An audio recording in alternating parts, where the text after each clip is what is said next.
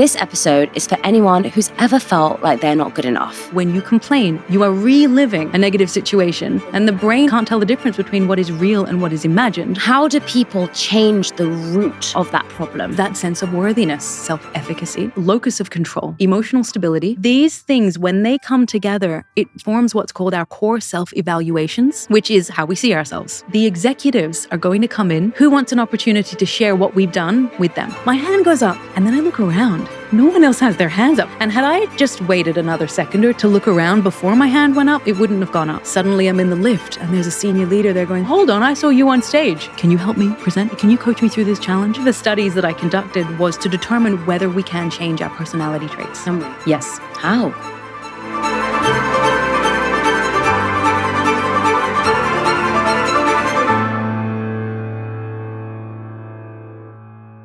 Today's guest is someone whose work I've admired for a really long time, Dr. Shadé Zahrai. She's an award-winning performance educator, a behavioural scientist, and author known for helping millions of people worldwide transform self-doubt into unshakable self-trust. You've probably seen her viral videos on confidence, mindset, or even success. Or maybe you've come across her brand new book, Self-Trust, which is already changing so many people's lives. In this episode, she shares how you can finally break free from self-doubt and start to love and trust yourself again. I normally challenge my guests to change my mind, but we were so aligned. And this episode is for anyone who's ever felt like they're not good enough. So whether you're stepping into a new job, you're navigating parenthood, or maybe you're entering a new chapter of your life that you haven't quite figured out yet, this episode is really going to shift your mindset. So if it sounds like you're going to get so much value. And I would absolutely love if you would share this with someone who you think it would help today. I've honestly been an admirer of her work for a really long time. And when you watch this episode, you'll understand why. So let's get into it. Before we get into today's episode, I want to remind you of something that I really wish someone had told me when I got started. When you're building something new, whether it's a podcast, an idea, a business that you've been thinking about, it is so easy to compare yourself to someone who's at stage 10, 20, or 40 in their journey. And at first I did that too, but I actually started A Millennial Mind in my parents' garage, audio only. And then I moved on to Zoom interviews, and then I rented my first studio, and then my second, my third, my fourth, and my fifth. And only now have I built myself my own studio. None of that happened overnight. And the truth is, none of it needed to, because you don't need a fancy setup or crazy equipment to just get started. You just need to start. But that said, there is one non-negotiable, and that is great sound. What I've learned through the years is people will forgive almost everything except bad audio. They're here to listen to your words clearly, and this is actually backed by science. A recent independent study from Yale University found that when people hear higher quality audio, they really perceive the speaker to be more competent, more convincing, and a lot more intelligent, even when the words appear to be the same. Which is why I want to introduce you to the microphone that I use both in the studio and at home. The Shure MV7i microphone and smart interface. It's the first of its kind. It's a USB microphone with a built-in audio interface. That means you can plug it in to your tablet, your smartphone, or your laptop, and you don't need an external interface. And one of my favorite features, especially if you're going to be traveling a lot like me next year, is you can plug a second microphone into it with no interface needed. So if you're on the move, you don't need to carry extra gear because this one microphone does it all. Plus, everything is fully customizable through Shure's software. So if you're starting from your kitchen, your studio, or your garage like I did, this mic gives you everything that you need. So if one of your goals this year is to start, refine, or take your goals more seriously, whether that's a podcast, content, or online meetings, this could genuinely be the thing that removes friction and helps you show up properly. I'll leave the link to the mic in the show notes. Let's get back to the studio and into the episode. Shadé. Hi. Welcome to A Millennial Mind. Thank you for having me. I am so excited to have this conversation because I first messaged you in March 2022. You did. It's so nice when full circle moments come around like that. And, you know, from the interaction that we've had today, I already feel we're going to just have the best conversation because we're so aligned. I feel our stories are so similar. Yes. And your new book, I think, is going to help millions of people. So before we start, why should people stay and listen to the end of this conversation? So what my goal is during our conversation today is to give people essentially a masterclass on how to develop the kind of unshakable self-trust that allows them to back themselves no matter what. Right. It's science-based, it's actionable. So I have no doubt that we're going to dive deep into all of this and everyone listening will get so much value from it. I agree. But tell me, what is self-trust? Because when I hear that, I just think, well, I should trust myself. What does it really mean? So the term self-trust is something I actually resisted for quite a while because I thought it was quite a fluffy concept. Right. And so I have this inbuilt resistance, I think, training as being a lawyer, which you have experience with as well. Yes. And just my background leads me to resist things that seem like they don't have a psychological base or a research base. Right. But to explain self-trust, I want to ask you a question, Shivani. What do you think is the opposite of self-doubt? Self-belief. Self-belief. So a lot of people will say self-belief. A lot of people will say confidence. What's really interesting, though, is when we break down what these terms really mean, right, the self-belief and the confidence come from something called self-efficacy. And self-efficacy is the term used that describes how we feel when we have taken action on something. We have developed a degree of skill and competence. We have some evidence or proof that we can do the thing. Yes. So then we experience that boost in confidence and self-efficacy and self-belief. So true. And then we're more motivated to take action again, which means that self-belief and confidence are actually more outcomes or results of taking action. So true. So then what comes first? Why is it that we're craving this feeling of confidence or this feeling of self-belief or readiness when actually the research tells us that comes after? And what comes first is self-trust. It is trusting that you can handle yourself no matter what happens. It's trusting that you have the skills, experience, attributes, resources if you need to be able to show up as your best self, to take action. And even if things don't work out as you plan for them to, you'll be able to handle that too. Wow. And specifically, there are 4 drivers of self-trust, which is what I came across, which is why I had to write this book. Because if we can help people trust themselves more based on what the research says, then we know that we're going to be fundamentally shifting the way people experience life. Why is it such a big problem right now? Why do people not trust themselves? We live in a society that is engineered to magnify our doubts. The obvious one is social media, where we all know what it feels like when you're swiping. I mean, these platforms are so highly correlated. So use on these platforms and self-esteem are correlated. The more people use these platforms, the lower their self-esteem tends to be. And when you're feeling pretty down with yourself and you're on these platforms, you don't necessarily feel better. You often feel worse. Because you're seeing people with lives who seem better than yours. Yeah. They seem happier than yours. Their dog is cuter than yours. Their kids are more perfect than yours. We're constantly going through this process of comparison, which only fuels this sense of inadequacy if we already struggle with self-doubt. Right. And then you've got workplaces that are driven or they're designed to monitor performance, whether it's an activity monitor, whether it's your KPIs, your performance reviews. You're in a position where you're told by someone else how you're doing, how you're performing. So naturally, you don't really know how you're performing unless that other person tells you. And then, of course, we have the world, which is full of uncertainty, which makes us doubt our personal power, makes us doubt that we can have any influence on what's happening. And all of these things fuel that sense of self-doubt and that lack of self-trust. So powerful, I think, when you say that, because when we think about self-trust, a lot of people will be like, well, I trust myself to make decisions. But what is the self-trust you're talking about? So when we look at a lot of the literature, so I'm going to take you back a little bit to take you on the journey of how I got to this point. Yes. Firstly, I've always been fascinated by what drives people, especially what drives high performers, happy high performers versus everyone else. Why? Who seem to, so why have I been interested in this? Because I saw it play out so often in the corporate world. So we both started in law. Were you corporate law? What kind of law were you? I never actually qualified to become a lawyer. Okay. So I did my degree. I hated it so much. But you finished it. Well done. I finished it. And then I just took the first grad scheme I could get, really. And one day we'll have a conversation about I'm sure we will. my story.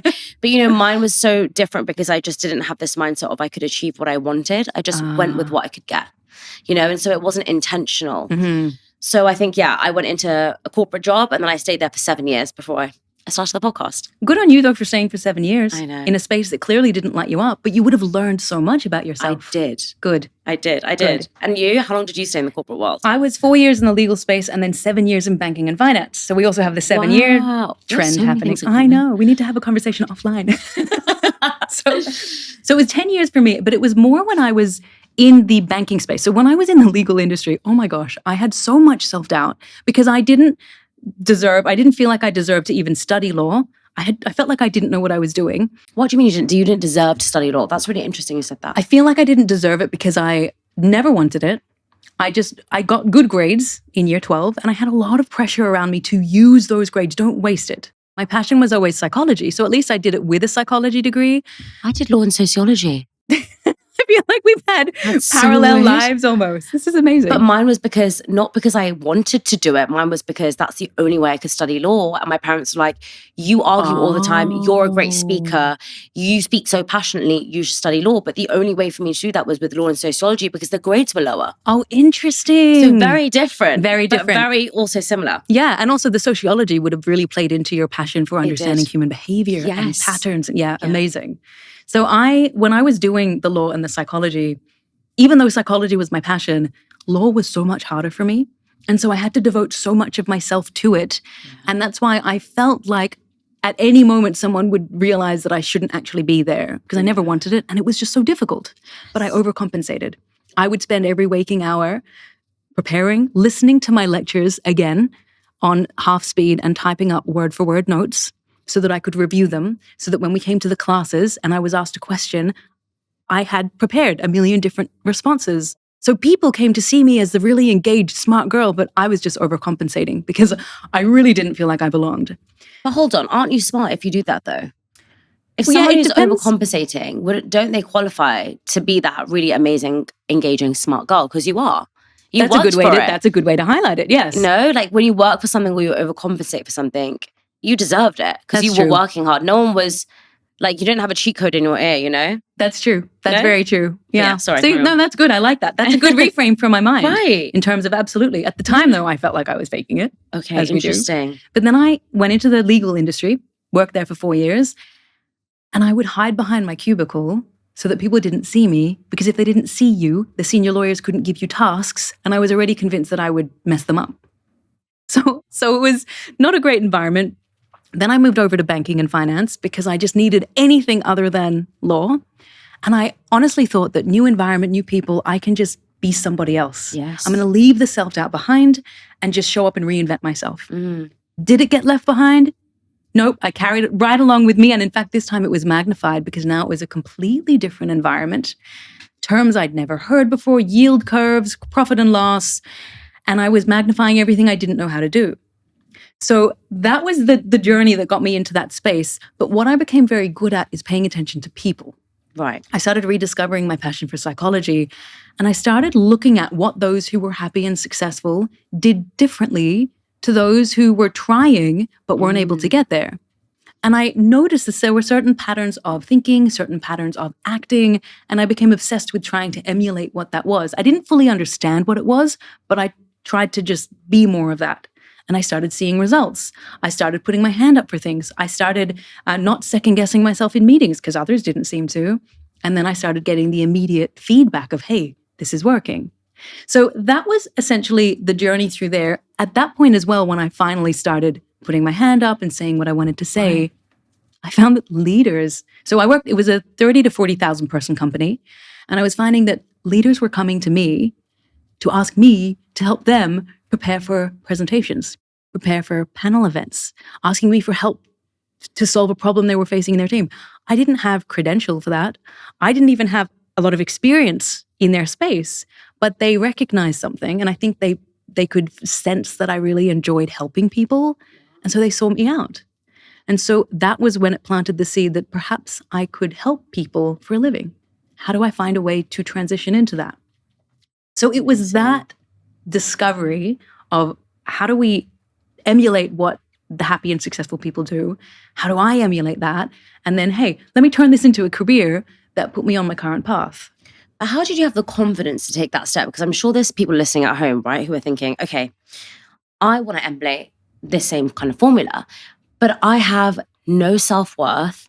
I have worked in the same company for years and now I feel nervous, or I've just joined a new company and I don't feel confident enough to put my hand up or to say something. How do they actually use your formula to take that first step? So the formula is going to help them unpack where the self-doubt is stemming from. Okay. I think for a very long time, we have vilified self-doubt because we think it's this big blob of worry and insecurity and anxiety and fear. And so we think there's one solution. And then when we try the one solution that we access, we wonder why it hasn't done anything. So true. Why do we still feel the self-doubt? And it's because there's not one solution and there's not one type of doubt. When I look back, I actually completely got derailed. I wanted to share this fascinating piece of research, which I'll share now. And it's to do with how we see ourselves. Right. You know, the power of how we see ourselves and how that creates the experiences that we have. So I'm going to take you back to 1970. In the 1970s, a psychology professor by the name of Robert Kleck, he worked at Dartmouth University, or University of Dartmouth, and he wanted to conduct a study with a group of people, brought them all together, split them in two. Yeah. One group, he drew a scar on their face from their ear to their mouth. The other group had no scar. He let the group with the scar look at themselves in a hand mirror so they could confirm, yes, now I have a visible scar on my face. He then sent all of them into conversations with strangers. Now, when they came back from the conversations, they had to report how did they find the conversations went. And the group that had the scar on their face overwhelmingly reported that they felt it was tense, they felt judged, it was uncomfortable because of the scar. Yeah. But I want to pause there and take you back. So just before Robert Kleck sent these participants into these conversations, he applied some moisturizing cream to the scarred participants' faces to set the scar so that it didn't crack.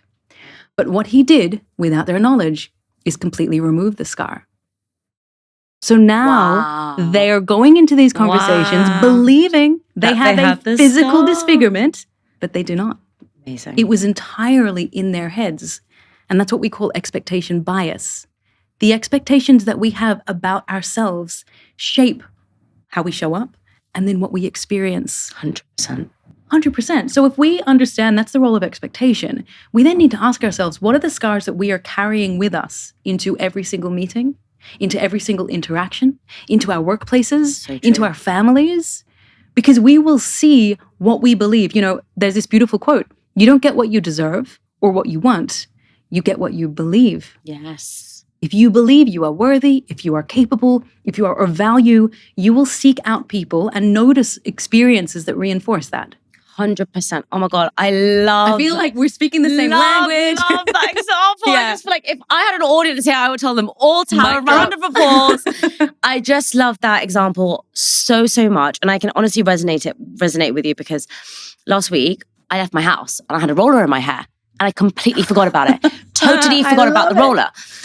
And people were smiling at me. And I thought, so nice. Everyone's smiling at me. Look really good today. What a lovely day. Like, I must look really nice. Yeah. Like, that's so great.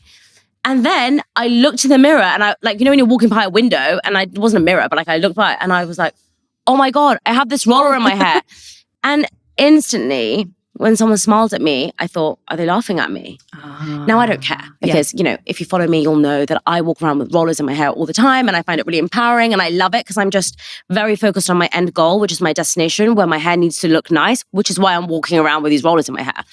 But I think it's so important and relevant to what you just said is in one angle, I was saying, everyone's smiling at me because they must think I look nice. Yes. And the other one was, I'm walking around with this roller in my hair, so people must be laughing at me. And I think that what's so interesting about the example that you shared is a choice that we make, dependent on how we see ourselves and how we value ourselves and what we choose to believe around ourselves. And I know a lot of people, though, that are watching and listening to this are probably thinking, well, how do I change that? You know, I haven't had experiences in life where people have laughed at me, where people have told me that I have funny hair or, you know, I have funny eyebrows or they don't like my eyes or whatever it is. Or, you know, I may not like these certain features about myself. And I think what makes me sad, and which is why I'm so in two minds around getting, you know, what's the word? Botox or not Botox, what injectables in your face. It's because I think that we as a society, instead of actually changing the root cause of why we feel uncomfortable about, let's say, wrinkles or lines or our lips or whatever, we just change them. Yeah, we mask it. And then we think that it's going to make me feel better, and it doesn't. Yeah. And so how do people change the root of that problem? Which brings us to the 4 drivers of self-doubt. Let's go. And I love that you mentioned eyebrows. So ever since going on social media, super quick little deviation and then I'll come back. We started posting content during the pandemic because we were about to move overseas. And then the pandemic happened. We were in lockdown in Australia at the time. And we were in Melbourne, which ended up being the world's second longest lockdown city outside of China. It was crazy. And so suddenly we had no idea how to serve clients, how to help people because we were in lockdown and I was not able to travel to these companies. So started posting content and I'm sorry, what were you doing before that? We completely skipped. I didn't even ask you that. That was the end of my 10-year corporate career. So I did the 4 years, the 7 years. And that's actually 11 years. But once you figure out with the months, it was 10 years total. And so I'd left my corporate career. We had 1 week until we were going to move to Southeast Asia. And in that week is when lockdown happened. So it coincided with a big life change for me. And it was meant to be a big life change for my husband and I to relocate to this other part of the world. But what were you guys going to do in terms of your jobs if you'd quit your corporate career? So I had a 3-year transition period where I had already started doing what I do now to get me ready because I'm a little bit risk averse. So I like to, So we like to be very prepared. Correct. And you can be prepared so long as you don't allow the preparation to hold you back and never feel like you're ready. Yes. We had a plan. I agree. I had a plan. You had a plan. Correct. So I had a 3-year transition period. So by the time that I left corporate, we had clients in Southeast Asia, in Australia, some of them in Europe. And so I was going to go and run training with them, travel, coach, speaking. Amazing. And then suddenly all of it is on ice. No one knows when the world will open up again. So that's when I started creating content. And the content story is a super interesting one. I'll just share it super quickly. I'm the kind of person that if I try something, I will commit to it. But if I do it for 3 to 5 days and I feel like it's not the right thing for me, I quickly shift my attention elsewhere. Yeah. Time is so precious that I'm not going to waste my time. But I know with content, that's not how it works. And so I thought, how do I set myself up so that it's harder to quit? So I recorded 40 pieces of content in one day, 40 vertical videos. Oh my God. Just in our living room in Melbourne. I just switched my hair over and changed my earrings and changed my outfit. 40 days, which meant I had 40 days of content and I couldn't back down for 40 days. Oh my God. And it was the best thing I could have done because by week 1, no traction. By week 2, no traction. I would have given up by that point. I love it. It was week 3, day 21, when one of the videos caught the attention of the algorithm. People really liked it. A few 100,000 views within a couple of days. And then we went from 0 to 250,000 plus followers on TikTok within 6 weeks, which was wild. You are joking. All because of the 40-day rule. I love it. So it's almost like if you can find a way to understand your doubts and then set yourself up not to quit something, try and do that. So that was the side piece, but I want to come back to these 4 drivers of self-doubt. So we've looked at the role of self-image, how we see ourselves, okay? So your self-image is like your mental blueprint. Yes. And you will keep returning to that mental blueprint until you change the software. So I thought, okay, so we know that self-image is important, but what is self-image? How do we actually figure out what that thing is? So I looked at over 50 years worth of literature. And I came across a model from researchers, Timothy Judge and colleagues, and they broke down self-image into these measurable components. There are 4 things, 4 dimensions that shape how we see ourselves. And the first one relates to what's called self-esteem. It's that sense of worthiness. It's how you fundamentally view yourself. Yeah. It's a personality trait. The second one, so they're all actually personality traits. The second one is self-efficacy, which is, do you believe you can do the thing? Do you believe in your skills?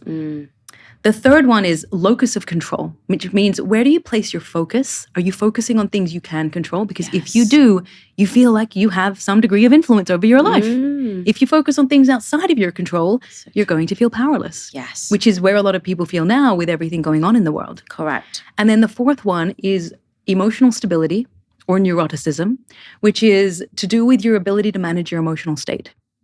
Now, these things, when they come together, it forms what's called our core self-evaluations, right? Which is how we see ourselves. So that was a gold mine in the literature, and I could not believe that more people were not talking about it.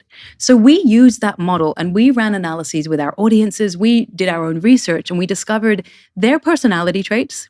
And do you know what the common view is with a personality trait? No. It's that, well, this is how I am. Yes. I was either born, my identity, this is who I am. That's so true. I was born this way. I developed this early in childhood. I can't change. Fascinatingly, what my own research has found, so I just finished a PhD, hardest thing I've ever done. But one of the studies that I conducted was to determine whether we can change our personality traits. Can we? Yes. How? Within a 6-week period, I determined you can, but you have to choose to actively focus on it. So it's called an intervention. Okay. So if you go through your life thinking, I can't change, you won't. But if you go through your life thinking, I want to specifically change this personality trait of mine, you need to then actively go through a program, a proven evidence-based program, to help you fundamentally focus on that thing. Because if you think about what a personality trait really is, a lot of the time it's a result of pathways that have been repeated so many times in the brain that they have become default. We no longer think about it. It's a learned behavior. Exactly. Sometimes, of course, there are personality traits that are not necessarily learned but innate. Right. So someone's degree of openness as a child. This is why you might see two twins who are 2 years old. Right. One of them is happy to go off and explore and the other one is holding onto mum's leg. Why? It's just inbuilt wiring as a result of DNA. Really? Still, as parents, though, you can create an environment where you actually nurture openness or make them feel like everything is scary. So there's a huge role that parents play in this as well. But even if you had an upbringing where you were made to think that uncertainty is scary and you were taught not to believe, not to trust yourself or not to accept yourself, you can still learn that in older adulthood. So we've now developed a framework which is all about changing these traits through trainable attributes. Because if we look at, for example, self-esteem, which is how we view ourselves, and very much viewed as something that does not change. The habit associated with self-esteem is actually self-acceptance. And that is a learnable, trainable, developable, I don't know if developable is a word, but it is now, a developable habit if you choose to focus on it. Then for self-efficacy, the developable, I'm using that term now, the trainable habit is what we call agency. Okay. It's a belief that I can do what I need to do and I'm going to take a step forward. The trainable habit for locus of control, so for choosing to focus on what you can control, is what's called autonomy. Knowing that you can make choices and take a step wherever you need to, knowing that you are the one calling the shots. And then the trainable habit for the fourth one, which is emotional stability, is what we call adaptability, specifically from an emotional lens. So then if someone's going, well, what does that mean to me? How am I supposed to figure that out? Depending on where you fall on each of these four things, these four trainable attributes, it shapes what's called your doubt profile. Similar in a way to a DISC profile or a Myers-Briggs, everyone has their own doubt profile, which determines how doubt shows up for them. So do I scale it on do I do it on a rating scale, like 1 to 10? So we have within the book, we put a 12-question, almost a self-assessment, a diagnostic assessment. And it's based on a psychologically validated measure. Yes. And it breaks down these 4 areas. There's only 12 questions. It's super easy. Yeah. But it reveals insights that you may not even be aware of. Like, I want to share with you one of the profiles. I've got it here. Yeah, You've got it right there. One of the profiles. So I'm going to share an even more interesting one with you, which is a really common one that we find in a lot of professionals. Okay. So, and a lot of entrepreneurs. We call it the anxious overachiever. Their profile looks like low acceptance, right? Which means that they often take feedback personally. Yeah. They might be perfectionists, so have very, very high standards and become quite self-critical when they don't reach them. They also have reasonable agency, which means that they believe in their abilities to some extent, which means they've been quite successful. They have high autonomy. The reason why they've been so successful is because they focus on what they can control and get done what needs to be done. And if something goes bad, they might internalize it for a bit, but again, they remind themselves, no, I need to come back to focus on what I can do here. But they struggle with emotional adaptability, which means that they often feel an undercurrent of stress, an undercurrent of anxiety that pushes them to keep working and keep achieving and never feel satisfied when they achieve their goals. Why did you choose to share that profile with me? Because I thought you might relate. Oh, really? But many is me. Look, a lot of people in this space do. Yeah. It's very, very common. Right. And that's just one of the profiles. And then we have another one, which people won't identify with, but you might know someone like this. We call it the glass half, everyone else's fault. Oh, and it's someone who is the victim mindset. So it's someone who may be moderate on acceptance, agency, and the last one, adaptability, but extremely low on their autonomy, which is the one around focusing on what you can control. Yeah. On believing that you can influence your life to some degree. Yes. And when you're extremely low on that, you complain a lot. Because it's easier to complain than try and find a solution. You resent other people Yeah. who are more successful or happier. You feel like life is unfair towards you. Yes. Everyone else has it easier than you do. Correct. And the other habit that's really common here is dwelling on past hurts. So they will often share the same story about how they were wronged, what their previous boyfriend or girlfriend did to them, how they were mistreated. And they live in this little echo chamber, which then attracts other people who are similar. And then they feed each other's. How do you change somebody like that? Because if you've got a very insecure person, right, or you've got a really insecure friend, it can be really draining if you constantly have to remind them, just how great their life is, and they're constantly complaining and they're doing nothing about it. I find that very difficult. Extremely. What do I do if I have a friend like that? So emotions are contagious. So whatever they're experiencing, you will catch it through emotional contagion. And it's because of mirror neurons in the brain, which essentially are constantly paying attention to what people are experiencing and then mimic that. And then you feel that. And that's why these people are so draining to us. So that's the first piece, that yes, of course, you're going to feel drained. So the first thing you want to do is make sure that you're checking your state before you go in to meet with them, so that you can build a sense of personal shield or resilience or armor, knowing that unknowingly, they're going to try and pull you down through their energy. So that's the first thing. The second thing you can try and do is, it's really challenging because when they're in this state, they often don't want to change because that requires them to take ownership. Correct. But they're low on autonomy, so they don't feel like they can. So often shifting a question, reframing a question back to them. If they're complaining about something, you can ask, what could you do? If you had all the resources available, what could you do right now?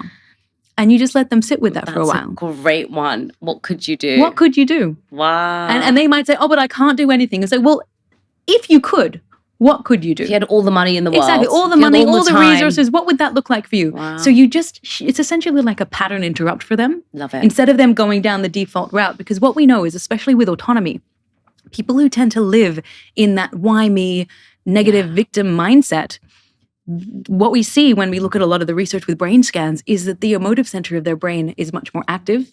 And there's less activity in the prefrontal cortex, which means they're operating on default. If you can encourage them to re-engage the ventromedial prefrontal cortex, the part responsible for solution finding and logic, you're going to pull the blood flow away from the emotion centers. They're forced to then think creatively, a little bit more rationally, and that can help them shift their state. What if they say, I don't know? Because I feel like now I'm thinking about the scenario of somebody I know who constantly complains. I mean, the mistake I made is I give them a suggestion and they say, well, that wouldn't work. Then I give them another suggestion. And then I said, well, something has to work, right? Something could work. And then I get annoyed, or I just walk away from the conversation because I'm just and drained frustrated. as well. Frustrated and drained. I just have this motto of, you shouldn't constantly complain. I mean, you can complain and, not change anything about your life a couple of times. But if you're just constantly complaining and you're doing nothing to change, it kind of frustrates me, because I think, you have autonomy, but I think it's because I actually have really high autonomy. So maybe that's why, now that you've brought that to my attention, how do you actually allow somebody to gain more autonomy in their life? Because I'm sure if I asked this person who I'm thinking of, what do you think that you could do? They would say, well, I don't know. Nothing. What would I say? Nothing will make a difference. Yeah, what would I say? Well, I don't know, nothing. I'm not sure. So something that's really helpful to encourage them to do, even before you get to that moment, is every time you hear something, they may not explicitly say, why me?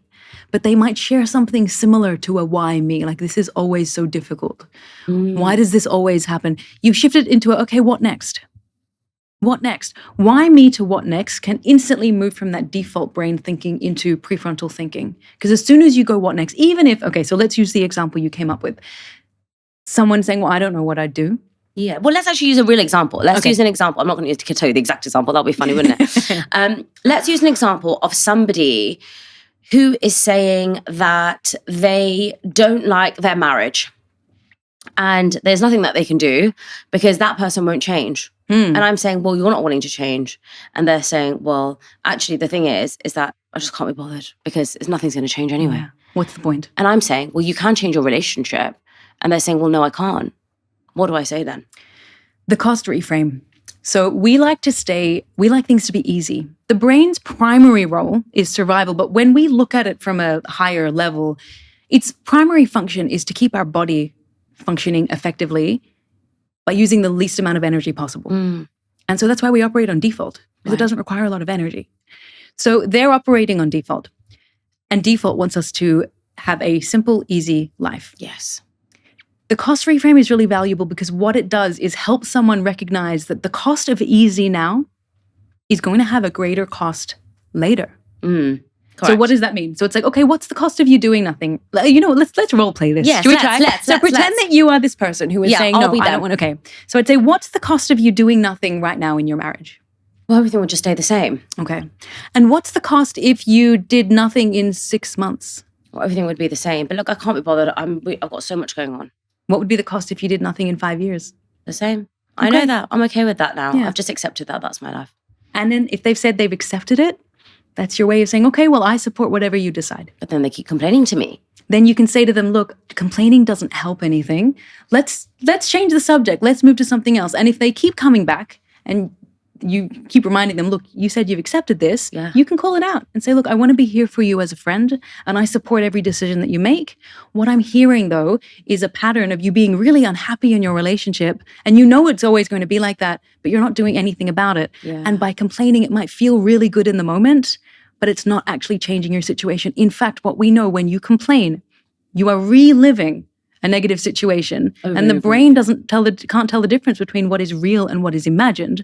So you are reactivating the same neural pathways as if it's actually happening, which only makes it worse in the long run. So yes, you get that sense of sympathy and that sense of validation in the moment, but it does nothing to help you. And so by allowing that friend to keep coming to you and keep complaining, it's not actually helping them. Yeah. It's probably making it more difficult for you to be that supportive friend.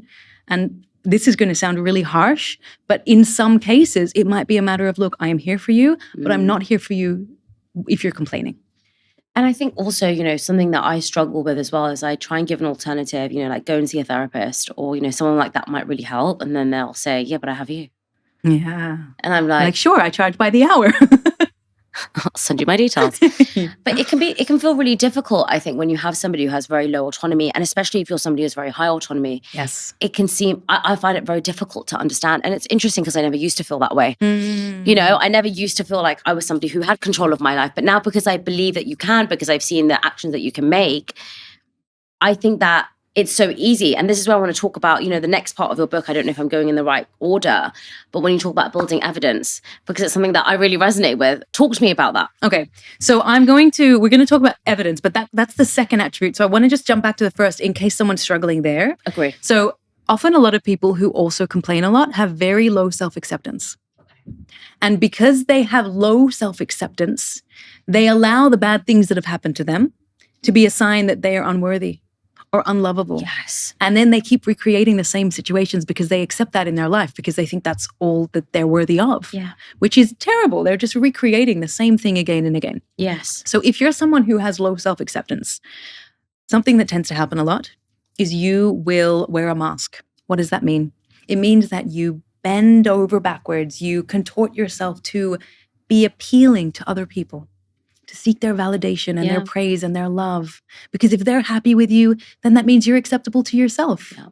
But in doing that, you end up saying yes when you want to say no. You don't share your perspective. You quieten your opinions because their approval matters more than you being true to yourself. Mm-hmm. So what's something that can help here? Anytime you notice yourself doing that, contorting, changing your response, especially when it comes to saying yes when you want to say no, practice what's called intentional delay. Okay. What is intentional delay? It's just not responding right in that moment. It's creating a pause, which could mean, let me get to the end of the day and think about that, and then I'll get back to you. I'll get back to you once I check my calendar. Let me just think about whether I can fit that in my schedule, and then I'll let you know by tomorrow. So there's two elements here. A pause, verbalizing it, and then give them a commitment of when you will actually get back to them. What that allows you to do, so what studies have found is that by using intentional delay, we make far better decisions when under pressure. Wow. Because suddenly the pressure is lifted. Mm-hmm. It's not the person waiting there for a response or sitting behind their email waiting to hear back. You've given yourself time. The next step is, okay, how do you then know what the right decision is in that moment? You need to ask yourself, am I doing this out of a desire to be approved of because I don't accept myself? Or is this genuinely something that I want to do because it's to be of service, it's to be of value, it's aligned with my integrity? And if it is, fantastic, do it. But there's a second piece to this. We often say yes to others when we feel like we need to prioritize what they want over what we want. Yes. And what's important to us. Dale Carnegie, the OG of self-development. Love Dale Carnegie, yes. He has this quote. I don't actually even know if it's from Seven Habits, or not Seven Habits, from How to Win Friends and Influence People. But it says, it's easy to say no when you have a deeper yes burning inside. Yes. So what does that mean? We need to get super clear on what our deeper yeses are. And sometimes that is, so you might say no to working late for a deeper yes to spend time with your children before bed and put them to sleep. You might say no to a weekend out with friends for a deeper yes to get started on writing that book that you've always dreamed of. Yeah. It's all about making sure that you are prioritizing what is important to you while still allowing for opportunities to be of service and help other people and do things when you want to. But when you have a deeper yes, it gives you a reason that is not just the immediate here and now, that can fundamentally help in that moment. And that over time can help to build your sense of self-acceptance because you're not outsourcing it. So that's the first piece. Second piece for acceptance, what else do you think people with low self-acceptance struggle with? Believe in themselves. In relation to... They don't think that they can take the first step because they're just not good enough. And it's also this fear of failure. Yeah. I'm not good enough. Yeah. And so if I fail, what is that going to mean about me? Correct. Everyone's going to laugh at me. Exactly. And that's the key, right? We don't actually fear failure. It's not the failure part that we fear. It's the what will people think of me if I fail, and what will it mean about me if I fail? Am I a failure? Yeah. And so we're internalizing this. And studies have found that this sense of rejection, people will criticize me if I fail. People will judge me if I fail. That sense of rejection, because we experience a social rejection, that and physical pain activate the same underlying brain circuitry. So physical pain has the same underlying neural processes as social rejection, which means, of course, the brain is trying to keep us safe. The brain and body are designed to keep us safe. We perceive it as pain, so we want to avoid it. Wow. So then it's easier not to try just in case they might say something negative. They might dislike it. And then we internalize that. So what do we do? If you struggle with that, which is extremely common, normalize the failure. What does that mean? I had this experience when I was at university. I worked in a call center. Okay. Oh, no, it wasn't university. It was when I was in banking and finance. I worked in a call center. And I managed a call center team. Did you? Oh, we really need to go offline and have these conversations because I feel like there's so many. There's so many. Too many. I know. It's great. I love it. I love these kinds of alignments. So we were there and it was an inbound call center. And a lot of, well, I would say 90% of the calls were negative, unhappy customers. And you know what it's like when you're an unhappy customer. You call and you are fired up and you will let who picks up the call, you'll let them have it. So this entire team was constantly experiencing negative, critical, angry customers. And it was affecting morale. People would regularly leave their desks after a call and go and cry in the restroom. And I'm not talking about just women. It was terrible. Wow. And so management introduced, I think it's a genius approach. At the time, I was thinking, this doesn't seem right, but I actually think it's genius. They gave everyone a squeaky duck, quacky duck. You know those ducks that you squeeze? Yeah. And they didn't make a huge noise, but you could hear it. And they said, every time you get a negative call and you hang up, squeeze your duck, walk over to the whiteboard and put a tally next to your name. Wow. So the idea was that you start to look forward to and tally up those squeaky ducks. And then at the end of the day, who had the highest number of squeaky ducks? And you're squeezing your duck. So throughout the whole day, you would just hear these people squeezing their ducks, walking up, adding to the tally. Suddenly, you didn't fear receiving a negative call. You actually started to look forward to it in a way. And because so you would be able to say, I got more than you. Exactly. And so the idea here is that, of course, we're not all in a call center, but this idea of normalizing when something doesn't go well, it's completely okay. Does your research kind of look into rebels? Because when you're talking, I'm thinking of people who are like rebels and they just don't care about what other people think. They don't care about what failure means to them. In fact, they go ahead and do things purposely because they don't want to be part of the same circle as you. You know, I feel like sometimes I'm a bit of a rebel. And, you know, I've gone against so many things that my parents wanted me to do. but I'm really happy about it. Yeah. I think it's I've been renting for the last 3 years, and my dad even yesterday was like, the biggest mistake of your life, stupidest decision. And I'm like, it's the best thing I've ever done. Like, and I can't wait to prove to you all the things. Like, I literally was like, because of this, because of this, because of this. And he was just sitting there like, and I was like, I'm so happy that I haven't done something that you approve of. And now I've changed your mind.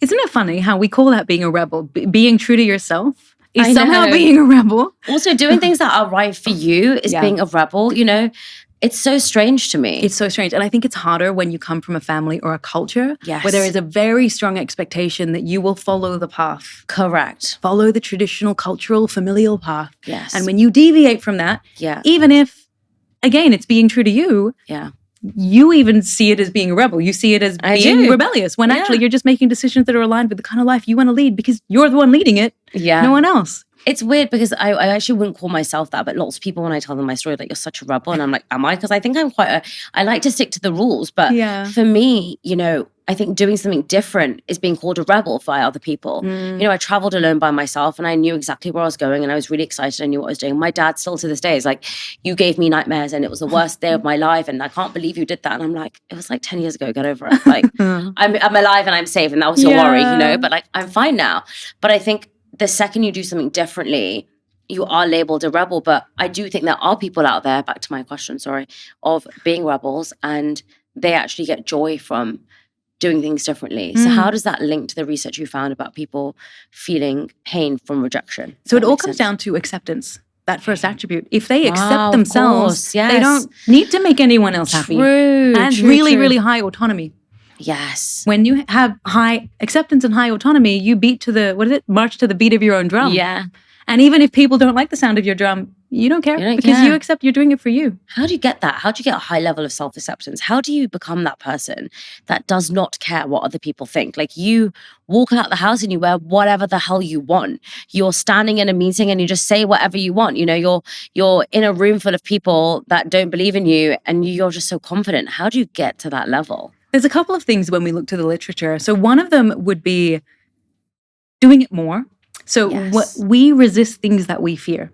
If you already struggle with self-acceptance, you are going to fear the idea of standing out and doing something that others disapprove of. Agree.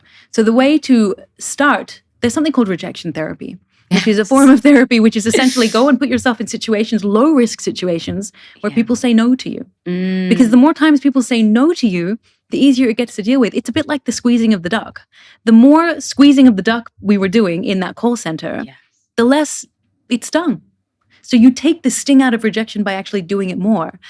That said, I think there's a level of discernment because sometimes that thing you really want to say in the meeting really shouldn't be said. So correct. It's balancing having the wisdom to not allow the self-doubt to hold you back when you know that you could be of value or do something aligned with what you truly want or aligned with your actual values.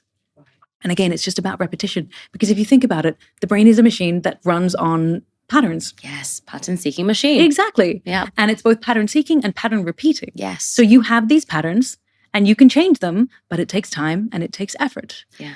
One other thing with acceptance that can be really helpful beyond knowing what you're saying yes to, what you're saying no to, and also practicing the idea of the rejection. Yeah. There's this beautiful concept called self-forgetting. And self-forgetting is this idea that you suddenly stop focusing on yourself. The reason why we struggle with self-acceptance is because we become very inward focused. How do they see me? How am I coming across? What am I doing that is being perceived in this way? It's impression management. The moment we stop thinking about ourselves for a moment and start to think, how can I be of value? How can I be of service? How can I do something in this situation that is actually going to help someone else? And it can be in any situation. It could be going on a date. Instead of, I hope I impress them, how do I make them feel seen? How do I ask them questions that make them feel comfortable? If you're presenting or pitching your idea, instead of, how do I win them over with this idea?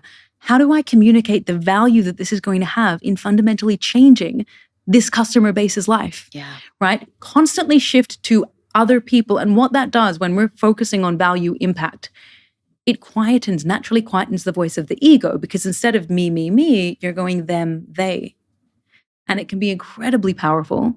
And there are countless stories of how this simple shift. Okay, so I used to really struggle speaking in meetings. Really struggle. And I wouldn't do it a lot. I would just sit there and like be engaged, but never actually ask anything myself. And then I thought, okay, no, I need to speak up. And the moment my hand would go up, I felt like my body was sabotaging me. My throat felt like it was closing up. My heart rate would race. My stomach would crunch. It was literally like my body was trying to prevent me from doing that thing because it perceived a threat in what will people think of me? Yeah. What if I say the wrong thing? That's a threat. You need to not do that. So my body's trying to get me not to do it. My brain is saying, no, you need to do it. Mm-hmm. So the idea is that I completely forgot where this was going because I like started remembering what that felt like in that moment. I feel like that. I get that sometimes. It's hard. It's really hard. Yeah, so I'd be in those meetings feeling like my body's trying to sabotage me. But I knew at that time I'd studied psychology, so I understood that the brain and body are intricately connected. When we're feeling insecure, when we're doubting ourselves, our body will usually mirror it. Our body's perceiving a threat. And so naturally, it'll make you want to withdraw. You will slouch, your head will drop. And that's your way of being obscure. But that only reinforces how you feel. In those moments, there's something called the opposite action strategy. And simply all it means is when your body is getting you to do something that is not serving you, like what it does with self-doubt, do the opposite. Sit at the end of your seat, put your shoulders up, use it as a pattern interrupt. And then if your body's telling you, don't say anything, you want to say something. It can be anything. It could be Shivani, do you mind repeating that? I want to make sure I understood it correctly. Wow. Anything. What you're doing again is this pattern interrupt, reversing the body's default response so that you can start to develop this idea of proof or evidence that, hey, I can feel this and still take action anyway. And that brings us to evidence, the power of proof. And Shivani, I know this is something that you talk about a lot and you resonate with hugely. Massively. I love this so much. Tell us. Okay. What does it mean when you say you need to create new evidence in your life or an evidence list? So it entirely comes down to the second attribute, which is agency, which is the belief that we can do the thing. Yeah. So when we talk about proof, when we talk about, let's actually look at the brain and how the brain operates. The brain is like a YouTube algorithm. It will show you thoughts and ideas and visualizations based on what has come before it. Wow. And so if you're constantly defaulting to doubts and negativity, you're going to keep seeing that and noticing that everywhere. So true. Right? Constantly. It's going to be all around you, just like the roller example. Yes. If you had primed yourself to be full of doubt, when you walked out with that roller in your hair and you saw people looking at you, you might have defaulted to, oh gosh, what's going on? Why are they looking at me like this? So true. Right? So the brain operates like this. We need to sometimes guide the brain's algorithm with things that are helpful for it. Now, everybody has succeeded at something in their lives at some point. Yes. And we need to consistently remind ourselves of things that we have done well so that when we're facing new situations, we can recall that, hey, I've been there before. Exactly. I can do it again. Exactly. And that's what this idea of having an evidence bank. Some people have a folder on their computer and they will put every positive comment they've received, every time they've won an award. Yeah, it's great. I have it on my phone. And that reminds you of your impact. Yeah. Now, what about, Shivani, if you are doing something that you have never done before? Yes. This is where a lot of people get stuck. What do you think is a worthwhile approach for someone who maybe has their evidence bank of things that they know how to do, but now they're in a completely new situation?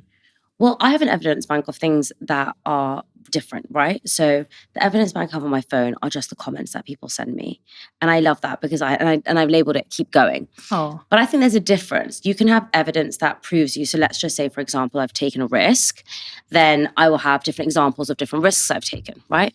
But I look at the character that I possess around that, right? So for me, I'm about to go through a new transition in my life. I'll share more on that later. But I just think I've been in situations where I knew nothing before. And I had the strength. I had the resilience. I had the curiousness, if that's a word. I had, the ability to be able to push myself in a situation where I was so nervous and I was so upset. And I remember, even when I moved to my flat for the first time, I was like crying and I was like, I don't want to go. And I always remember that time because I remember it was like a difficult time in my life. And I'll always think like, but you had the characters characteristics to do that. So this new change in my life, I'll have the characteristics to do it as well. So I think there's specific things that we can attribute to and say, I kicked a football before, so I can kick a football again. But actually, when you were kicking the football, did you think about the strength that you had?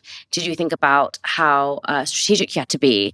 Did you think about the clothes you had to wear? So did you think about other factors? What are the characteristics that you had? And can you apply those in the situation now? Amazing. I love it. So what do you say? So we call them essence qualities. Oh. And it's essentially exactly that. It's take it away from the answer right. Yeah, well done. Well done. No, of course you would.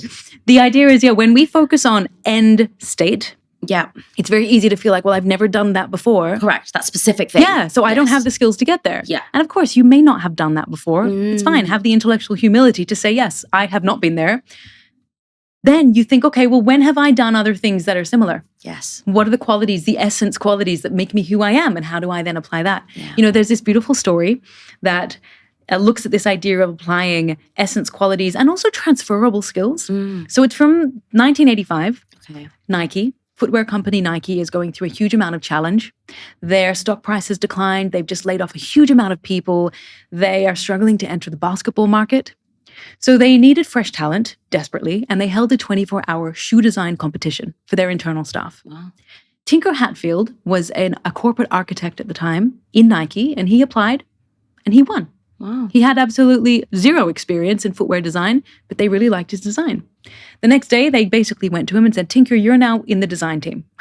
So he goes from corporate architecture to design. Wow. Now, for his first official shoe design, he drew inspiration from the Centre Pompidou in Paris, which is an inside-out building.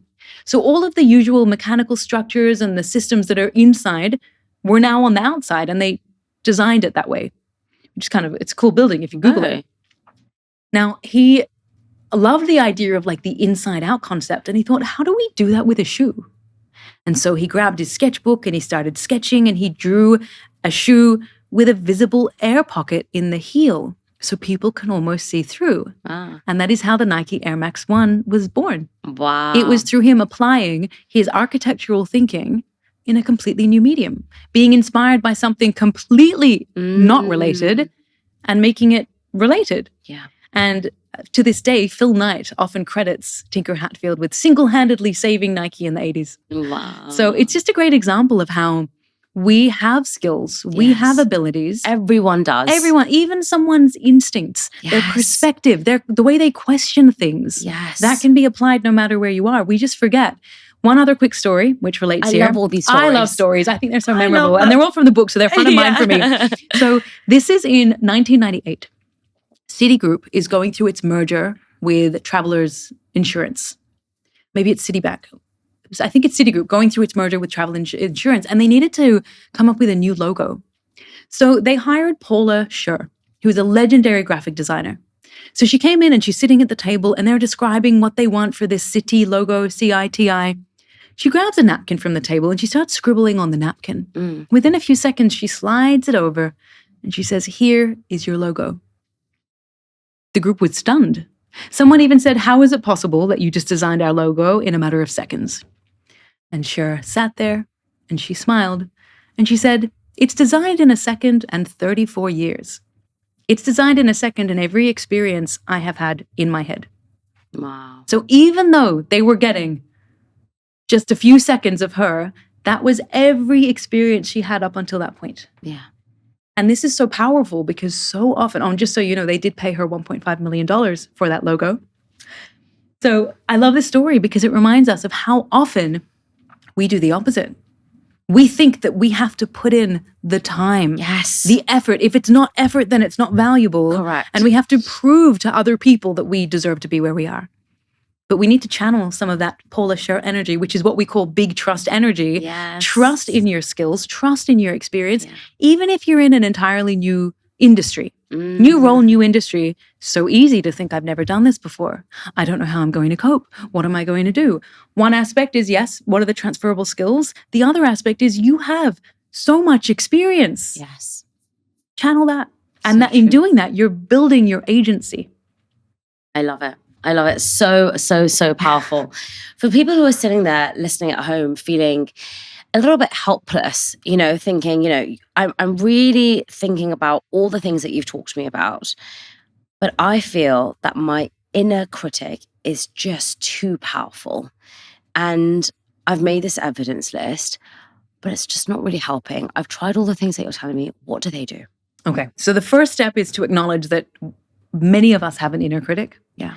And this inner critical voice has a protective function, which I will explain a little bit more about. But I want to share how I came across the model that we've written about in the book. So it was just before the pandemic, a few years before, when I was in this transition period of getting ready. And I had all these leaders reaching out to me saying, hey, can you help me? Wow. Gosh, talk about the imposter syndrome. I'm like, I'm not credentialed. I don't know what I'm doing. Sure, I'll help you. Oh, hold on. What do you mean by I'm not credentialed? Oh, so I didn't know what coaching was. I'd never coached before. And they were asking me to coach them. Why? Did you say you were a coach? No, I never did. So how did that come about? They just sought me out. They saw me. So there was I need to share a fundamental story which changed how I was perceived in the company. Okay. And it was in my second year, but it took a few years for me to really get the benefit of that experience. So my second year, I had actually just moved into a new team. Okay. So I'm in a new team. It's like day 2 of being in this new team. And then the general manager or the head of that area calls me and says, look, I know you've just moved in, but we need you to, it was actually my third year. We need you to be involved in this company-wide workshop. Okay. There are 70 people from across the company and they're all brought together. And the goal is that you're developing the new values or something. He didn't really know much, but he's like, I want you to represent our team and be involved in that. So I'm like, great, I get 3 days off and I get to go to this workshop. So I turn up to this workshop and I'm probably the youngest person there, the least experienced by far. I'd only been in banking for 3 years. And I was sitting there, but I love anything involving people and culture and values. So I was actually contributing. It was great. Now we got to the end of day 3 and we did design the new values. And then the facilitator came to all of us and he said, look, everyone, the executives are going to come in very soon. Mm-hmm. Who wants an opportunity to share what we've done with them? Now, in my head, I'm thinking this is an amazing career-defining opportunity. Of course. I'm expecting everybody's hands to go up. So mine goes up because I thought if my hand goes up first, they'll see it and then I'll be called on. My hand goes up. And then I look around. Like, no one else has their hands up. There's just 3 other people. And I realized, had my hand not gone up before I saw no one else's hand, I wouldn't have put my hand up. Yeah. So it was my hand raise moment. Now, get this. So then I think we had like 30 minutes to prepare. They pulled us aside. We quickly prepared, went in there. So it was very ad hoc, something I'm not typically comfortable with, but it's okay. The executives come in. We stand up the front, and they ended up pulling in a few others. I think by this point there were 5 or 6. And then, so we're presenting to these executives. They loved it so much, they asked us to travel around the entire country, going city by city to speak at all the people leader conferences. So now we're speaking to thousands of leaders around the country. The CEO knows us by name. The visibility was huge. And had I just waited another second or 2 to look around before my hand went up, it wouldn't have gone up. That credibility and that visibility that I got started paying off 2, 3, 4 years later when I suddenly am in the lift and there's a senior leader there going, oh, hold on, I saw you on stage. Or, oh, you did a really good job. And so because word started getting around, that's when the leaders would come to me and be like, oh, can you help me present? Can you help me? Can you coach me through this challenge? Can you?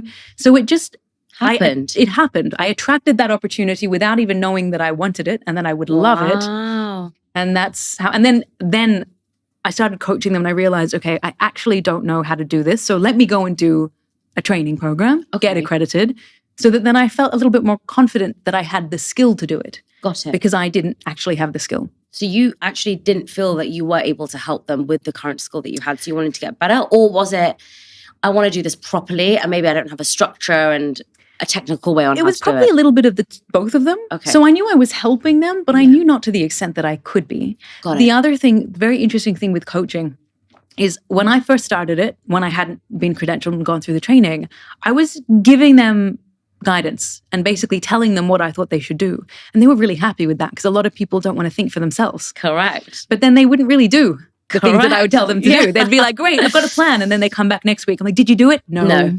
Because of this and this and this and this. Excuses. And it's because I didn't realize now I have a framework. By telling them what to do, I was undermining their autonomy. and their self-efficacy, which is their agency. Yes. I was basically communicating to them, look, here's what you're going to do, which is undermining autonomy, like no choices there, do this. True. And reinforcing to them that I don't really believe that you have what it takes to do it, so I'm going to tell you what to do, which undermines those two. True. So that's why it wasn't happening. When I went through and got credentialed and did the training, I realized that pure coaching, I mean, there are different models, but the model that I studied was you actually ask them, what do you think you should do?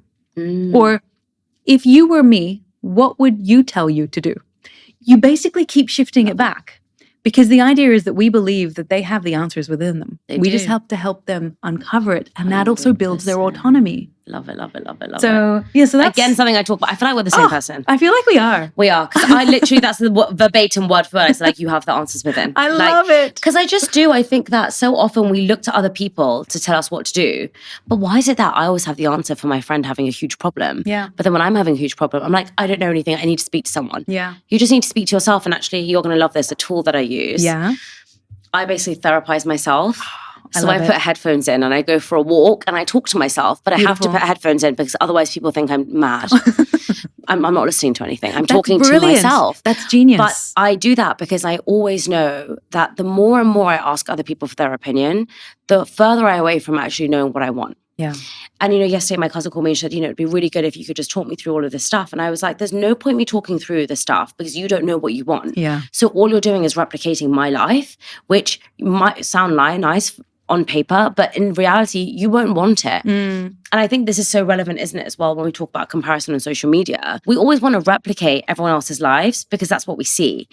What we don't see is the hours and hours of work that goes behind it. I feel that it's very difficult to also show that.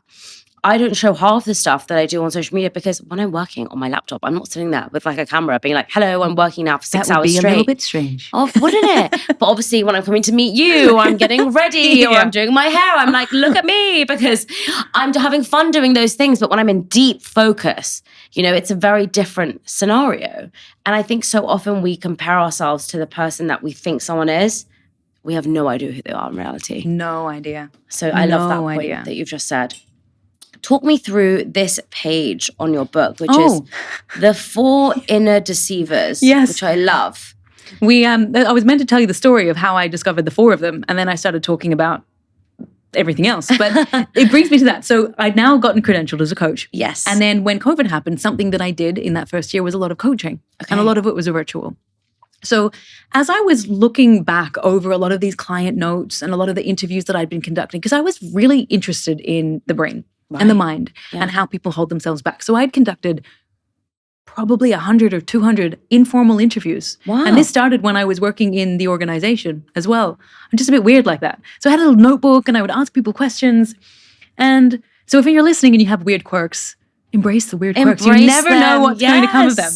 So I'm going back over the client notes and notes from these interviews, and I found that, everyone who sought me out had an inner critic.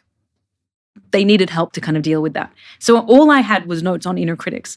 But I noticed it wasn't just there wasn't one theme or one pattern. There were actually 5. There were 5 distinct patterns in how this voice would show up. And I realized, it's not just one inner critic, it's actually 5. Yeah. And I call them the inner deceivers because they're trying to deceive you into believing something that is not true.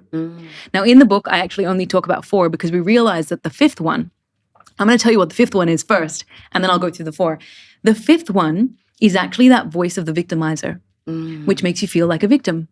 Who are you to do this? Nothing's going to change. Your life is much more difficult than everyone else's. Life is so unfair. Yeah. And it's such a powerful voice, but people don't identify it within themselves. So we actually haven't put it in the book on self-trust because it's just too complicated to explore. Yes, I understand that. I do explore that in autonomy. But these 4 other archetypes fall under the realm of lack of acceptance. When you don't accept yourself, that is when you hear one of these 4, or all of them all at once. We call them the jerk squad. Yeah. They're very animated and they can be completely debilitating. So I'll take you through these 4 archetypes, see which one you might have. Okay. The first one is what we call the classic judge. Yes. This is the voice. This is just the default voice of self-criticism. It judges you for what you did, what you didn't do, what you should have done. So nothing satisfies it. Yeah. So if you just have that kind of relentless overthinking, it's your classic judge. The second one is what we call the protector. Now, the role of this voice, well, it's actually called the misguided protector because it's trying to protect you, but it's misguided in its approach. Now, what does that mean? It's trying to protect you from the risk of criticism or failure or rejection. Yeah. And how does it do that? By reminding you of all the times you've messed up and everything that could go wrong so that you end up holding yourself back. Wow. Because if you don't try, you're safe. Yeah. But you're also completely stuck. Yes. That is the misguided protector. Love it. The third voice is what we call the ringmaster. Mm. The ringmaster is very common. So remember how I shared the doubt profile of the anxious overthinker? Yes. This is where the ringmaster lies. So I want you to imagine a circus and that the person, I don't even, the ringmaster who's got the whip and they're whipping the whatever. We have one of them in our minds that makes us feel like we have never done enough. Yeah. We have never performed enough. We've never performed hard enough, high enough, achieved what we need to. And it makes us guilty. Okay, here's a question. Have you ever felt guilty when you've tried to take a break? Oh my God. Yeah. All the time. This is the ringmaster convincing you that unless you're working and pushing, you're not valuable. I know your formula works because you're like, I just want to tell you about this particular profile. Just like, I want to tell you on this one. And then you're like, do you remember like this particular trait, the ringmaster, like the earlier one? I'm like, yes, I know it's me. You correctly identified. It's me too. It's me too. And it's super, super common in high-performing, high-potential people. So it leads to what's called the arrival fallacy. Yes, where we think that getting there, achieving that thing will make us feel like we have arrived, and it never does. We get there, it might feel great, and then 20 minutes later, we're like, okay, what's next? Yes. Because where am I going? Where am I going? Exactly. And ordinarily, this is not a terrible thing. Right. But it's a terrible thing if it's driven by a lack of self-acceptance, because that arrival state is us feeling like we're finally enough. And if we keep pushing that out, we never feel like we're enough, and we're constantly chasing it. Well, what's the difference between that and somebody who just has a growth mindset and thinks, I've achieved this and that was really excellent and I'm proud of myself, but I'm not done yet. I'm young and I have ambitions and I want to help more people and now this has fueled me. Two things. One of them, they don't have a lack of acceptance. They fundamentally accept who they are. So they're not searching for a sense of wholeness. They're searching usually for a sense of impact. And they believe there's more work to be done. Correct. They believe they can do more, help more people, serve more people. Got it. Yeah. And I guess, what's really interesting about this, and I'm sure you'll agree, is that I don't think that these inner deceivers will never exist. No. I would put myself in the kind of bracket of, I am proud of myself for doing this, but I want to go ahead. Yeah. And sometimes I have stronger self-acceptance and sometimes I don't. Yes. And I guess on my bad days, when I'm tired, when I haven't looked after myself, when I'm around people who are really negative and they've drained me, or when I'm around people who are just, they're not my vibe or whatever it is, if I've met somebody in that way, that ringmaster can come up for me and say, now you need to push harder and do more because I'm not in the best state of mind. And I think a lot of people, how we've got that kind of arrival fallacy, we feel that with emotions. Yeah. Right? Like once I read this book, I will never experience not self-trust. And it's not true. No. Right? Like everything is a wave and, you have to look after yourself in so many different elements. But, getting to the root of these problems is what we're trying to talk about. Exactly. Because awareness is so incredibly powerful. Correct. About 80% of people would argue that they're self-aware. I agree. But studies find that only 10 to 15% of people are. Really? Yeah, a study by Tasha Eurich, which was published in Harvard Business Review, found those exact stats. How would I know if I'm self-aware or not? So a lot of the time, in order to determine self-awareness, they would ask you questions, and then they would ask someone else questions about you. Wow. Yeah. Oh my God, I really want to do that test. Anyway, sorry. And then we've got the last inner deceiver. The last one is the neglector. Yes. The neglector is the voice that makes you neglect your wants, your needs, your desires for everybody else. Everyone else is more important. You need to work harder. Because this person doubted you that day, you need to work harder so this client likes you more. And if you don't get that approval, it becomes this compulsion to try and win it back. So you can't just detach. And it's a terrible state to be in because you're constantly seeking someone else to tell. You're outsourcing your sense of worth. Oh my God, I had this debate with someone the other day because I got so angry with them because I lent them my jacket, which they loved. And then they didn't wear it because they said that their partner didn't like it. Aww. And this person does this all the time. And at this point I was like, you've got to stop doing it. And she was like, I know, but it didn't actually look that nice for me. So I was like, so why did you take it from my house? If you didn't like it, why did you take it from my house? And they were like, well, it's not even a big deal. And I don't know why I felt this, like, I just need to shake her. And I'm that annoying friend that's like, no, it is a big deal, because like your own inner worth means more to me than the stupid jacket. Like, I don't care that you, like, I don't care, but I thought you were going to say she didn't give it back or something. No, exactly. See, why do I care so much? And I think it's because I care so much about what people think for themselves. You know, the jacket is fine. It's with me. That's fine. But it upset me so much that her partner impacted her decision on what she wore. How do I help someone like that? And can I help someone like that if they don't want to change? Yes or no? No. I knew it. That's what my husband said. He's like, you can't help her. Yeah. She doesn't want to be helped. I think, look, it comes from such a beautiful place. You obviously know this person so well.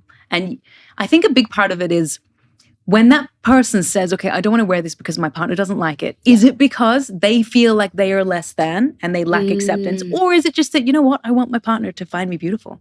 Yes, and if they don't like it, so because I feel like sometimes, like, you know, if Nicole doesn't like something and he's like, oh, I don't really love that, I'm not going to be like, well, I'm going to wear it. But sometimes if I love it, then I will wear it. And I think it depends if it's a repeated pattern of behavior. Correct. Because it could be, as my husband Faisal always says, the tip of the, what does he say? Tip of the iceberg. Tip of the iceberg, or termite in the horizon. Ooh, which means you might see a termite there, and then you know how termites work. There's a huge colony underneath. So we're not saying this about your friend at all. No, I understand what you're saying. But there could be subtle behavioral patterns that you might see, you might notice, you might hear, which are actually just a sign of much deeper things. Yes. So it's also the self-worth. You know, I just feel sad that she doesn't have the capacity to say, like, and I know it's the latter, by the way. It's not like, it's like he always comments on, like, she doesn't tie her hair up because he doesn't like her hair tied up. Just certain things like that.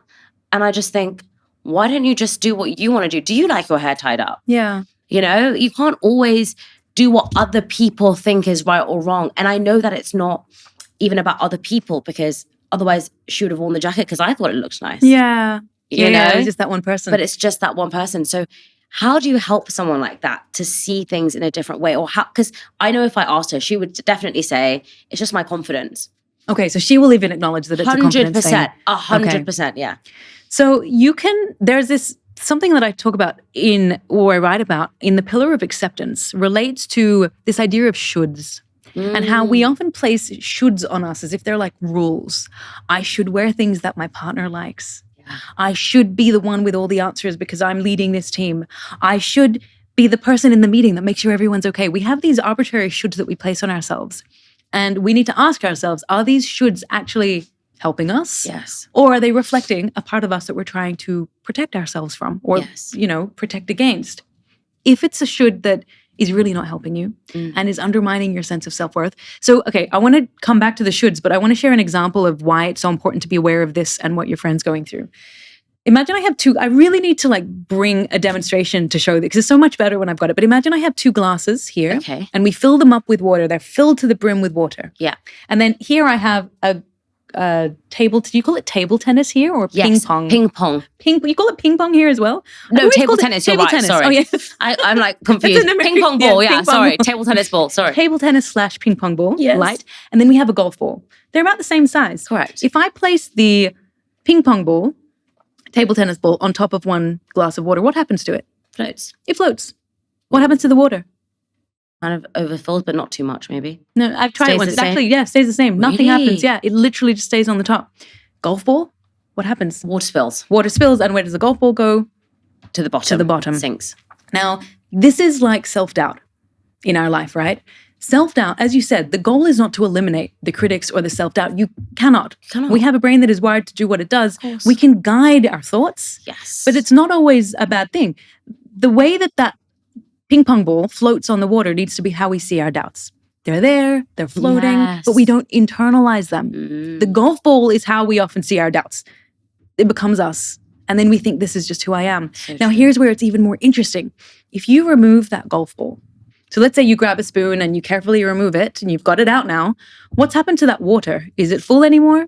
No, you will never get the water back inside. Yeah. And this is what happens when we internalize self-doubt. Even if we move through it and are with the right people and we eliminate the doubt, there's still a part of us missing that we need to reconnect with to try and replenish that water.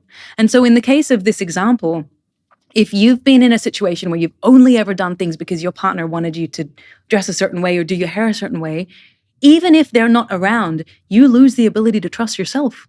Yes. You don't know what you look good in anymore. Correct. You don't know if you like something or not. Correct. Because the water has disappeared.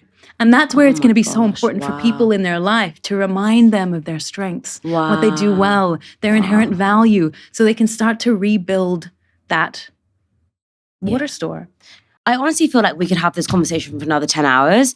But before we close, what is the bison mindset? Because I read this here and I found it so interesting. So the bison mindset is something I absolutely love. I want to quickly just wrap up the Deceivers piece, because some people will be like, okay, well, now I know what they are. What do I do? Exactly. Sorry. No, that's okay. This is actually something. So when we take clients through this model, funny enough, a lot of them suddenly realize just how noisy their head is. They were stuck in a process of what we call unconscious assimilation, where they just thought this was who they were. And once we've given them these 4 archetypes, they suddenly realize, oh, hold on, that's not me. That's a voice in my head. So what do you do if you hear this voice? If you hear it in the moment, what you want to do, I have this little thing that I exercise, or this visualization that I use, and it's to imagine that the thought is bouncing towards you like a ball. You pick up a metaphorical bat of choice, a pickleball bat, what are the baseball bat, whatever you use, tennis racket, and you hit it away. And you do 2 things. You say, thank you, acknowledging that, okay, there was a thought coming. It obviously had a purpose. And then you end with, but not today. I'm okay. Like, thanks, but no thanks. Yeah. Visually going through that process can help you create a bit of psychological detachment where you acknowledge, okay, I do not need to think about you right now. Yeah. I had a situation about this recently. So I had a really great friend who came into my life about 6 months, maybe longer, beginning of the year. Really great friends. Actually, it was even longer than that. Anyhow, became amazing friends. And then, one of those friends that you would text every few days, hey, what are you up to? How are you going? What's new in your life? Beautiful friendship. And then I got a text message saying, hey, I just need some space to process some things. I'll get in touch with you when I can, I promise. So being the completely compassionate friend that I am, I said, of course, let me know if you need anything. Then I waited a few days, waited a few weeks. I didn't hear anything. I reached out, hey, I'm just checking you're okay. No need to reply. Didn't hear anything. Months and months and months go by. The friend has chosen to just remove themselves from my life. I know they're okay. I checked in with other people. Okay. But I then, naturally, these voices pop into my head. What did you say wrong? What did you do? Were you too much? Were you not enough? And it would always happen when I was out for a walk. And so I had to say to myself, nope, not today. Thanks, but no thanks. I literally would say that to myself out loud, to the point that someone was sitting on a bench and they heard me and they said, what? I said, sorry, I'm not talking to you. And then I had to actively shift my mind to something else. It's called positive distraction. When you're going down a path that is not helping you, distracting yourself can be really effective. So then I'd shift to, okay, what am I sharing on social media tomorrow? What's my next subscriber email going to be? How can I help this person in my community? Shift to something else. That's in the moment. I found it very effective, and I've shared that strategy many times, but I'd never had to use it on myself, and I had to use it very recently. The longer term strategy is more of a reflective practice, where you first identify, well, which of those voices, which of the archetypes were speaking to me? Which one was it? Okay, it was the classic judge. Oh, it was the misguided protector. Next step is you say, okay, when was an experience where you have perhaps taken action in spite of the voice? Think back, the evidence piece. Think back to some evidence of when you heard the voice and you still raised your hand or did the thing or told them you like them, whatever it is. You're reminding yourself of your evidence. Yeah. The third step is, what would you say to a loved one? This goes back to what we were talking about in terms of being terrible at giving ourselves advice and very good at giving other people advice. Research shows that same thing happens to everybody, or most people. What would I say to a loved one who had the same concerns or the same voice in their head? And then the fourth step is you actually put that all together and respond to the deceiver. So it would be something like, misguided protector. Wow. I hear you. I see you. I know you're trying to protect me, but I'm okay. Yeah. I've done this before.